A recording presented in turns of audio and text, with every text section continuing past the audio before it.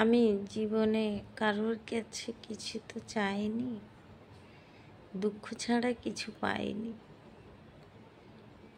সবার কাছে হাসি খুশি থাকি, সবাই ভাবে আমি খুব খুশি আছি। কিন্তু আমার জন্ম থেকে আমি ভাগ্যে পেয়েছি এইটা।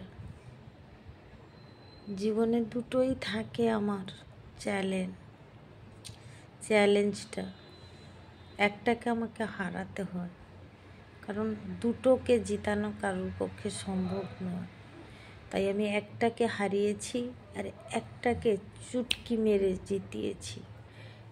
আমি যে কোনো বিপদ আমি চুটকি মেরে সরিয়ে দিই, কারণ আমি একটাই জিনিস লক্ষ্য করি।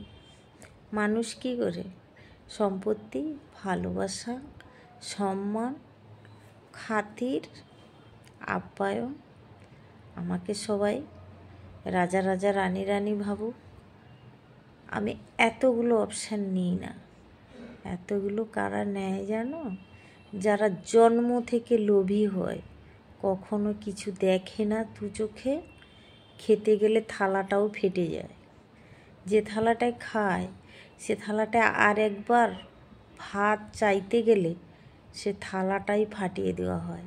তাই যাদের থালা ফাটা থাকে তারা এতগুলো লোভ করে, আমি করি না। আমার কাছে দুটো অপশান থাকে, একটা সম্মান আর একটা চ্যালেঞ্জ। তাই সম্মানটা যখন আমাকে কেউ দিল না, দিতে চাইলো না, অপমান করলো, তাই চ্যালেঞ্জটাকে আমি অ্যাকসেপ্ট করলাম। আর এই আমার জীবনে যত বিপদ আর যত চ্যালেঞ্জ আসুক না কেন, আমি এরকম চুটকি মেরে সরিয়ে দেব। আমাকে সবাই ভেবেছিল আমি অসহায়, আমি কাঁদতে কাঁদতে মাটি ধরে ঠুকরে ঠুকরে ঠুকরে ঠুকরে মরে যাব।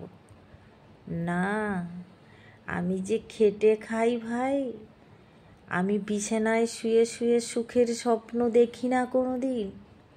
আমি চাই খেটে খেটে অনেক পরিশ্রম করতে পারি, আমি অনেক পরিশ্রম করতে পারি। তাই আমার সঙ্গে এতগুলো যে করলো অন্যায়, এর বিচার ভগবান করবে। আর যতগুলো অন্যায় আমার উপরে হয়েছে, ওর 10 গুণ 100 গুণ অন্যায় ওদের উপরে হবে।